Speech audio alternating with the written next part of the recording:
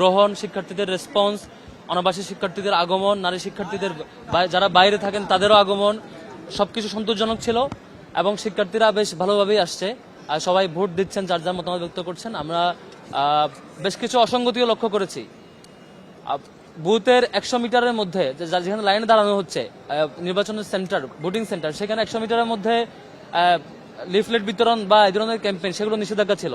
আমরা দেখছি ছাত্র দলের দিক থেকে একদম লাইনে এসে ক্যাম্পেইন করা, লিফলেট দেওয়া, বিভিন্ন কাগজ দেওয়া, এই ধরনের অব্যাহতভাবে প্রত্যেকটা সেন্টারে ঘটেছে। আমরা কনসার্ন জানানোর পরও সেটা এখনো থামানো হয় নাই। এভাবে এগুলো আচরণবিধির লঙ্ঘন এবং যারা লাইনে দাঁড়াচ্ছে তাদের জন্য একটি বিরক্তির কারণও বটে। নির্বাচন কমিশন কেন ব্যবস্থা নিচ্ছে না আমরা জানি না, এখনো সেই পক্ষপাতদুষ্ট আচরণ করছে। একই সাথে ইসলামী আন্দোলন বাংলাদেশ নামে যে সংগঠনটি, তারা অভিযোগ জানিয়েছে, আপনারা দেখেছেন, ইউল্যাবে তাদের পুলিং এজেন্টকে বের করে দিয়ে ছাত্রদলের পুলিং এজেন্টকে অ্যাক্সেস দেওয়া হয়েছে, এরকম অভিযোগ তারা দিয়েছে। এটিও খুবই কনসার্নের জায়গা। এই ধরনের আচরণগুলো খুবই পক্ষপাতদুষ্ট আচরণ এবং প্রশাসন রীতিমতো আগের মতোই এখন পর্যন্ত এসব ব্যাপারে নীরব থাকছে। ছাত্রদলের ব্যাপারে কনসার্ন জানানোর পরও ইমিডিয়েট যে অ্যাকশন নেওয়ার কথা ছিল সেটি না নিয়ে এখনো নীরব ভূমিকা খুবই দুঃখজনক। এরপর আমরা ঢাকা বিশ্ববিদ্যালয়ের শিক্ষার্থীদেরকে অনুরোধ করব, এই ডাকসু নির্বাচন আপনাদের জন্য, সকল শিক্ষার্থীর জন্য, যে শিক্ষার্থীরা নিজেদের মতামত ব্যক্ত করতে আসবে।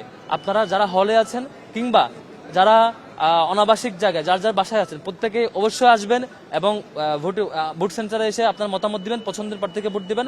এই ডাকসু নির্বাচনে আমরা যেমন করে পরিবেশ দেখাবো, যে অন্যায়ের বিরুদ্ধে প্রতিবিরোধ গড়ে তুলে আমাদের মতামত ব্যক্ত করার প্র্যাকটিসটা দেখাবো, বাংলাদেশ সে পথে এগাবে। আমরা যদি ভালোভাবে দেখাতে পারি যে গণতান্ত্রিক প্র্যাকটিসটা ঠিকভাবে করা যায়, আমরা যদি দেখাতে পারি, আমরা বারবার জানিয়েছি, এখনো ব্যবস্থা নেয় নাই। এবং ইসলামী আন্দোলন বাংলাদেশ তারাও তাদের পুলিং এজেন্টকে বের করে দেওয়ার যে ঘটনা, ইসলামী ছাত্র আন্দোলন বাংলাদেশ তাদের পুলিং এজেন্টকে বের করে দেওয়ার যে ঘটনা, সেই ঘটনায় তারা বারবার ফোন দিয়ে জানিয়েছে, এখনো তারা সেই ব্যবস্থার ফিডব্যাক পায়নি। এটি তারা একটু আগেও জানিয়েছে, তারা এখনো ফিডব্যাক পায়নি, এখন তাদের পুলিং এজেন্ট এখনো সেখানে ঢুকতে পারেনি। এবং তারা সেখানে ঢুকে দেখেছে যে সংখ্যক সব দল মিলে বা অন্যান্য প্রার্থীর পুলিং এজেন্ট মিলে যে সংখ্যক থাকার কথা, সেই সংখ্যক ছাত্র দলের একারই পুলিং এজেন্ট ওখানে দাঁড়ানো, অথচ তাদেরকে আগে কার্ড দেওয়া হয় নাই, বা আগে সেই সংখ্যক যে পরিমাণ যেভাবে নিয়মতান্ত্রিকভাবে দেওয়ার কথা সেভাবে দেওয়া হয়নি। তাহলে কি করে তারা ঢুকলো? এবং তাদের কনসার্নটা, ইসলামী ছাত্র আন্দোলন বাংলাদেশের কনসার্নটা কেন নেওয়া হলো না এখন পর্যন্ত, সেটা একটা শঙ্কার জায়গা। আমরা প্রশাসনের আচরণ নিয়ে এখনো শঙ্কিত। আমরা এখন অবজার্ভ করছি, অলরেডি 3-4টা অসঙ্গতি আমরা লক্ষ্য করেছি। কনসার্ন জানানোর উপর এখনো ব্যবস্থা নেয়নি। আমি জানি না প্রশাসন কতটুকু সক্ষমতা পরিচয় দিবে, তবে প্রশাসনের প্রতি অনুরোধ করব, জুলাইয়ের হাজার হাজার শহীদদের বিনিময়ে আমাদের এই ক্যাম্পাস প্রাপ্তি, জুলাইয়ের হাজার হাজার শহীদ এবং হাজার হাজার আহত গাজীর ত্যাগের বিনিময়ে আমরা এই সুন্দর ক্যাম্পাস পেয়েছি।